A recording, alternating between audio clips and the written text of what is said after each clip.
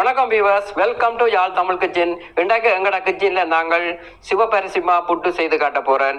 அதுக்கு ஒரு சூப்பர் காம்பினேஷனாக இன்றைக்கு வந்து முட்டை பொரியல் செய்ய போறோம். அதாவது புட்டும் முட்டை பொரியலும் நான் இன்றைக்கு செய்து காட்ட போறேன். சமையலுக்கு போக முன்னாடி எங்களோட சேனலுக்கு புதியவர்கள் எங்களோட சேனலை சப்ஸ்கிரைப் பண்ணிக்கொள்ளுங்க. பக்கத்தில் இருக்கிற பெல் ஐக்கோனையும் மறக்காம கிளிக் பண்ணிக்கொள்ளுங்க. அப்பதான் நாங்கள் போடுற வீடியோக்கள் உங்களுக்கு நோட்டிபிகேஷனா வந்து சேரும். நீங்களும் உடனே பார்க்கக்கூடிய மாதிரி இருக்கும். சரி, இப்போ வந்து நான் 2 கப் சிவப்பரிசிமா எடுத்து வச்சிருக்கிறேன். புட்டு செய்யறதுக்கு தேவையான தேங்காய் பூ எடுத்து வச்சிருக்கேன். இது ஒரு 1/2 கப் அளவுக்கு எடுத்து வச்சிருக்கிறேன். அடுத்தது உப்பு, அது தேவையான அளவு. அடுத்தது சுடுதண்ணி. இது வந்து புட்டு குழைக்கிறதுக்கு, புட்டு அவிக்கிறதுக்கும் சுடுதண்ணி, மா, உப்பு, தேங்காய் பூ இவ்வளவும் புட்டுக்கான பொருட்கள். அடுத்தது முட்டை பொரிக்கிறதுக்கு தேவையான பொருட்கள் 3 முட்டை, வெங்காயம், ஒரு மீடியம் சைஸ் வெங்காயம் சின்ன சின்ன கட் பண்ணி வச்சுக்கிறேன், பார்த்தீங்கன்னா தெரியும். அதே மாதிரி ஒரு 10 பச்சை மிளகாய், அதுக்கும் அடுத்து சின்ன சின்ன கட் பண்ணி வச்சிருக்கிறேன். இதுக்கும் உப்பு தேவையான அளவு உப்பு. அப்புறம் வந்து இது பொரிக்கிறதுக்கு குக்கிங் ஆயில். இவ்வளவு தான் இன்றைய ரெசிபிக்கு தேவையான பொருட்கள். அதை எப்படி செய்யறேன்னு சொல்லி பார்க்கலாம். முட்டை பொரியல் வந்து நீங்கள் இவ்வளோ காலம் சாப்பிட்ட மாதிரி இருக்காது, சற்று வித்தியாசமாகவே இருக்கும். நீங்கள் அதை வீடியோ ஸ்கிப் பண்ணா பார்த்தீங்கன்னா தான் அது எப்படி இருக்குதுன்னு சொல்லி உங்களுக்கு தெரிய வரும். வாங்க இப்போ நாங்கள் வீடியோக்குள்ள போகலாம். ரைட், நாங்கள் வந்து இந்த சட்டியில தான் இன்றைக்கு புட்டு குழைக்க போகிறோம். இதில் நாங்கள் எடுத்து வச்சிருக்கிற அரிசி மாவை இதில் சேர்த்துடலாம். இதில் சேர்த்துட்டு சுடுதண்ணியோட உப்பு கலந்து வச்சிருக்கிறேன், அதையும் நான் வந்து இதில் சேர்த்துடுறேன். தண்ணி ரொம்ப சுட இருக்கணும். சூடாக இருந்தால் தான் புட்டு சாஃப்டாக வரும். தேவையான அளவுக்கு தண்ணி விட்டுக்கொள்ளுங்க, ரொம்ப விடாதீங்க. முதல்ல குறைவாகவே தண்ணி விடுங்க.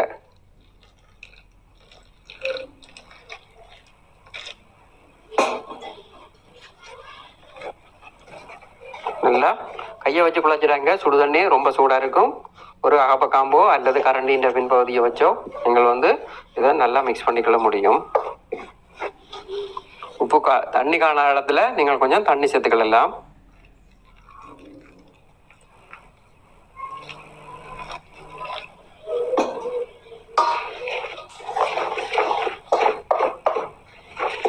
சரி, இப்போ நாங்கள் வந்து இதை கையால் குழைச்சிடலாம்.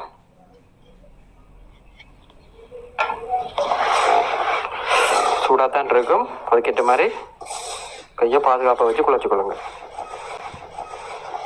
சரி, இப்போ நல்லா எல்லா மாவுலையும் தண்ணி பிறல்ற அளவுக்கு மாவு வந்து நல்லா குழைச்சிக்கொள்ளணும். இப்போ அதே மாதிரி நல்லா குழைச்சிட்டோம். இது வந்து கஷ்டமாக இருக்காது. தண்ணியை கூட விட்டிங்கன்னா தான் கஷ்டமாக வரும். முதல்ல கொஞ்சம் கொஞ்சமாக தண்ணி விட்டு குழைச்சிக்கொள்ளணும். சரி, இப்போ வந்து இதை நாங்கள் கொத்த போகிறோம். இப்படியே கையால் சின்ன சின்ன உருட்டி கூட நாங்கள் புட்டு செய்யலாம். அது ஒரு மெத்தட் இருக்குது. அதை வந்து நான் வேறொரு புட்டு வீடியோவில் நான் அந்த எப்படி செய்கிறேன்னு சொல்லி உங்களுக்கு செய்து காட்டுறேன். சரி, இதை வந்து நாங்கள் இப்படி ஒரு கப் வச்சுடுவோம். இப்படி இருந்துட்டா சரி, இதே மாதிரி இருக்கிறதுல தான் நாங்கள் வந்து கொத்த முடியும். இதை வந்து இப்படி கொத்திடுவோங்க.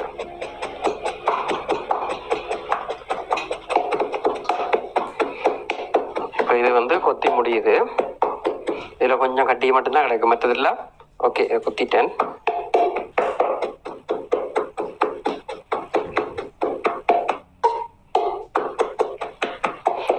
இது ஒன்றும் பெரிய விஷயம் இல்லை. ஏன் கொத்துறாங்க அப்படின்னு பார்த்தா இந்த கட்டியாக இருக்கிறதுகளை தான் டக்குன்னு கொத்தி விடுறதா. அதை உடைச்சி விடணும். அதுக்காக தான் அதை கையால் உடைச்சி விட்டோம்னா அது ஒன்று ஒட்டிக்கொள்ளும். அதுக்காக இப்படி கொத்தி அதுக்குத்தான் இதால் கொத்த இது வந்து அதை கட் பண்ணி சின்ன தூளாக்கும். அதுக்குத்தான் இது செய்கிறது. வேறு ஒன்றும் இதில் வித்தியாசமான டெக்னாலஜி ஒன்றும் இல்லை.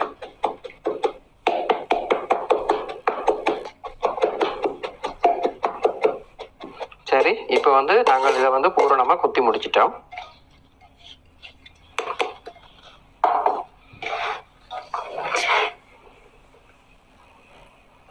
பார்த்தீங்கன்னா தெரியும் எவ்வளவு சாஃப்டாக நாங்கள் இதை கொத்தி இருக்கிறோம். சரி, இதை வந்து நாங்கள் குழலில் போட்டு அவிச்சிடுவோம். இப்போ தண்ணியை வந்து நான் கொதிக்க விட்டுருக்கிறேன், அடுப்பில் வச்சிருக்கிறேன். இதை வந்து நான் குழலில் போட்டு அவிக்க போகிறேன். அவிக்கிறதையும் நான் உங்களுக்கு காட்டுறேன் எப்படி செய்கிறேன். தண்ணி கொதிச்சிட்டுது. நாங்கள் வந்து புட்டு ரெடி பண்ண போகிறோம். இதுக்குள்ள இந்த தட்டு வந்து உள்ளே போட்டுடுங்க. உள்ளே போட்டு வளத்துக்கு அதை திருப்பி விட்டுடுங்க. இப்போ இதுக்கு முதல்ல தேங்காய் பூ போடுவோம். தெரியாத விடயமான்னு கேட்டால் இல்லை, எல்லாருக்கும் தெரியாமல் இருக்கும் சில பேருக்கு. அதுக்காக முதல் தடவையாக புட்டு செய்கிறீங்க அப்படின்னு சொன்னால் உங்களுக்கு அடிப்படையாக இது தேவை. அதுக்காக தான் இந்த தட்டு போடுறது கூட உங்களுக்கு காட்ட வேண்டி இருக்கிறது. இதுக்குள்ள வந்து தேங்காய்ப்பு போட்டுக்கொள்வோம். தேங்காய்ப்பு உங்களுக்கு தேவையானலாம் போட்டுக்கொள்ளலாம். விருப்பமானாக்கள் நிறைய போட்டுக்கொள்ளலாம், விருப்பம் இல்லாதாக்கள் குறைவாக போட்டுக்கொள்ளலாம். இதை வந்து ஓரளவு சின்ன ஸ்பூனில் 2 ஸ்பூன் போட்டுக்கொள்ளுங்க. அங்கே உள்ளுக்கு ஓகேவா இருந்தால் சரி. அளவு போடுறதுக்காக சும்மா நாங்கள் இதில் ஒரு கொஞ்சமாக போட்டுக்கொள்வோம்.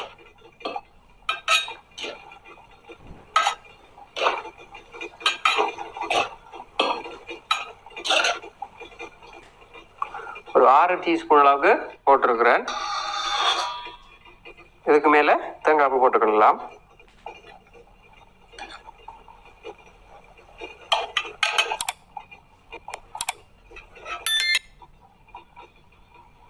பார்த்தீங்கன்னா தெரியும் அப்படி இருக்குண்டு. அதுக்கு மேலே மீண்டும் நாங்கள் புட்டு மாவை சேர்த்துக்கொள்ளலாம்.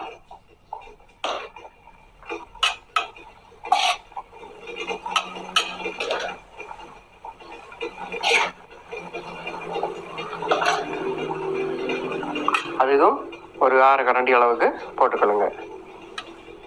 அதுக்கு மேலே நாங்கள் பழம் மாதிரியே தேங்காய்ப்பு சேர்த்துக்கொள்ளலாம்.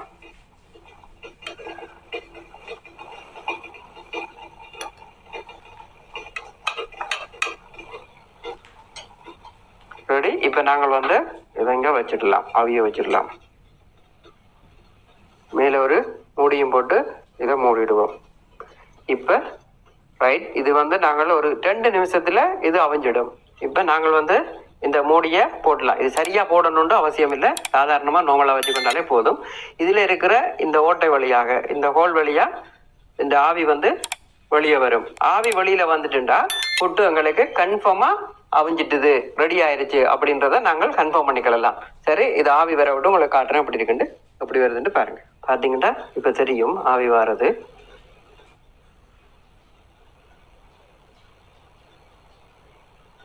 சரி, இப்போ வந்து நாங்கள் புட்டு அவிஞ்சிட்டுது. புட்டை இப்போ நாங்கள் இறக்கலாம்.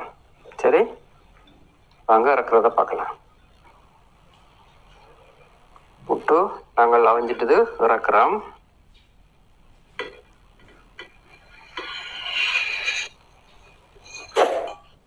ரைட், எங்களுக்கு 2 புட்டு அவிச்சிட்டோம். மற்ற புட்டையும் இப்போ நாங்கள் அவிக்க போகிறோம். அதே மாதிரி முதல்ல தேங்காய்ப்பு போடணும், பிறகு புட்டு குழச்ச புட்டு மாவு போடணும், அதுக்கு பிறகு நாங்கள் தேங்காய்ப்பு போடணும், அதுக்கு மேலே நாங்கள் புட்டு குழச்ச மாவு போடணும். நீங்கள் எத்தனை தரம் புட்டு போடுறீங்களோ அதுக்கேற்ற மாதிரி 2 புட்டு 3 புட்டு 4 புட்டு எவ்வளோ வேணாலும் சைஸுக்கு ஏற்ற மாதிரி நீங்கள் வந்து அவிச்சு கொள்ள முடியும். கடையண்டாத்தான் ஒரு வரையறை இருக்கும், இவ்வளோ சைஸில் வேணும் அப்படின்ட்டு. நாங்கள் வீட்டில் இருந்தால் தேவையான சைஸுக்கு நாங்கள் செய்து கொள்ள முடியும். திரும்பவும் நாங்கள் வந்து 2வது அவிக்கிறதுக்கு இதை வந்து வச்சிடலாம். வச்சுட்டு மேலே வளமை போலவே மூடி போட்டுடுவோம். சரி, இப்போ நாங்கள் அடுத்த புட்டும் அவிச்சிட்டோம், அதையும் இறக்கிடலாம்.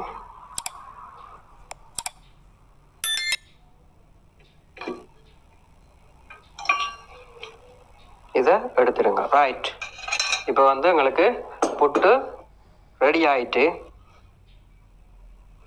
நாங்கள் இப்போ புட்டு அவிச்சிட்டோம். பார்த்தீங்கன்னா தெரியுது அப்படி இருக்குண்டு. உண்மையாக ரெட் ரைஸ் புட்டு ரொம்ப நல்லா வந்திருக்குது. இப்போ வந்து நாங்கள் முட்டை பொரித்து காட்ட போகிறேன். வாங்க இப்போ முட்டை எப்படி பொரிக்கிறேன்னு சொல்லி உங்களுக்கு செய்து காட்டுறேன். இப்போ நாங்கள் இந்த இதில் தான் முட்டையை வந்து மிக்ஸ் பண்ண போகிறேன். அதுக்கு நாங்கள் வெட்டி வச்சுருக்கிற வெங்காயத்தை இதில் சேர்த்துடுவோம். பச்சை மிளகாயும் இதில் சேர்த்துருங்க. முட்டையை உடைச்சி இதுக்குள்ளே நாங்கள் ஊற்றலாம்.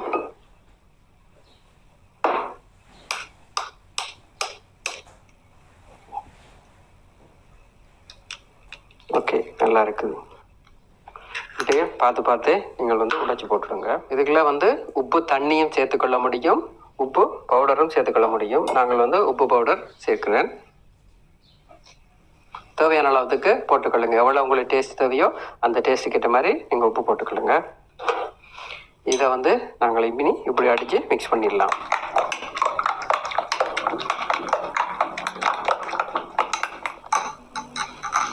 முட்டை வெங்காயம் எல்லாம் சேரக்கூடிய மாதிரி உப்பும் சேர்த்து இப்படி நல்லா அடித்து நல்லா கலக்கிடணும். ரைட். கலக்கினதுக்கு பின்னாடி இதை அப்படியே வச்சுட்டு ஸ்டவ்வில் நல்லா பொரிக்கக்கூடிய ஒரு சட்டி வச்சுடுங்க. ஸ்டவ்வை வந்து ஆன் பண்ணிவிடுங்க. சூடாகினோடனே சட்டி தேவையான அளவுக்கு எண்ணெய் விட்டுடுங்க. எண்ணெய் கொஞ்சம் கூடுதலாக விட்டு முட்டை பொரிச்சிங்கன்னா முட்டை வந்து ரொம்ப சொப்டாக, ரொம்ப பெருசாக, மிருதுவாக அப்படியே இருக்கும், மொதுன்னு இருக்கும் முட்டை. எண்ணெயை கொஞ்சம் நீங்கள் குறைவாக விட்டு பொரிச்சிங்கன்னா தோசை மாதிரி இருக்கும் முட்டை. எப்படி விருப்பமோ அதுக்கேற்ற மாதிரி நீங்கள் பொரிச்சுக்கொள்ளுங்க. சரி, இப்போ நாங்கள் வந்து இதுக்கு எண்ணெய் விடுவோம்.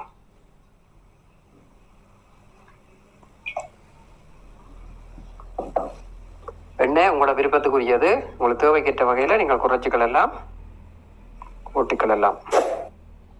கட்டியில் எல்லா இடமும் பிறளப்படி மாதிரி எண்ணெய் இருக்கா மிக்ஸ் பண்ணி விட்டுடுங்க. கரண்டியால் கூட நீங்கள் அந்த எண்ணெயை மிக்ஸ் பண்ணி விடலாம், எல்லா இடம் போடக்கூடிய மாதிரி. சரி, இப்போ அடுப்பினுடைய சூடு உங்களுக்கு போதுமாக இருக்குது. இதை இப்படி நல்லா ஒருக்கா மிக்ஸ் பண்ணி விட்டுக்கலுங்க. மிக்ஸ் பண்ணி விட்டுட்டு இங்கே இப்படியே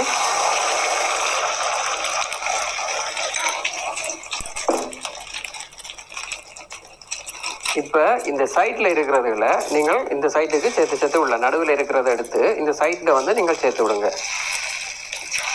அடுப்பை வந்து கொஞ்சம் மீடியம் ஃப்ளேம்லேயே வச்சுருங்க.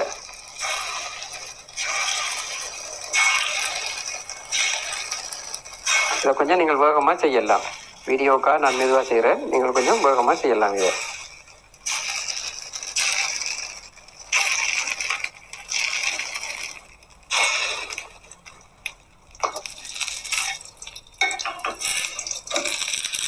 சரி, இதை வந்து இப்போ நாங்கள் பிரட்டி போடலாம்.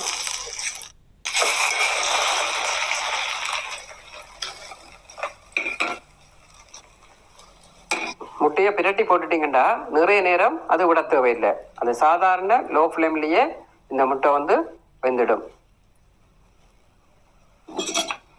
இப்போ நாங்கள் பொரிச்ச முட்டையை இதில் எடுத்துடலாம்.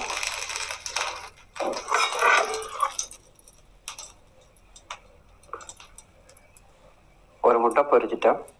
எண்ணெய் விட்டு கொள்ளுவோம். முதல் தரம் கொஞ்சம் எண்ணெய் கூட விட்டு பொரிச்சுனாங்க. இப்போ எண்ணெய் கொஞ்சம் குறைவாக விட்டு பொரிக்க போகிறேன். ரைட், போதும்.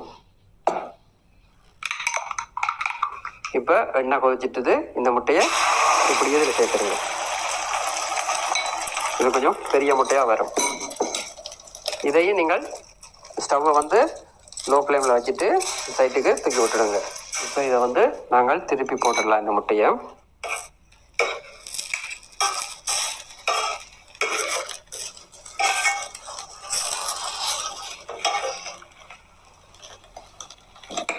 சரி, இப்போ பிரட்டி முட்டைகளெல்லாம் பிரட்டி போடும்போது கொஞ்சம் பெரிய, நாங்கள் வந்து பொரிக்கும் போது இப்படி சின்ன சட்டியில் பொரிக்கிறோம் இல்லை, நாங்கள் ஒரு பெரிய சட்டியில் தான் நான் வந்து முட்டை பொரிப்பேன். பொரிக்கும் போது அது வந்து பிரட்டி போடுறதுக்கெல்லாம் ஈஸியாக இருக்கும்.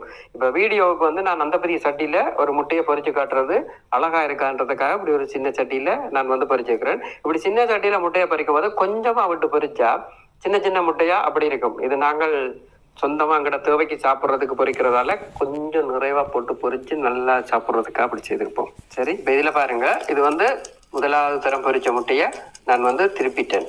பிரட்டி போட்டதில் எப்படி இருக்குது. இப்போ அதில் முதல் தரம் நாங்கள் போடுற பக்கம் வந்து இந்த கலரில் இருக்கும். செகண்ட் டைம் நாங்கள் பிரட்டி போட்டோம்னா இப்படி நார்மலான ஒரு கலரில் இருக்கும். ஓகே, இந்த இதுவும் எங்களுக்கு பொரிஞ்சிட்டது. இந்த முட்டையும் நாங்கள் இதில் எடுத்துடலாம்.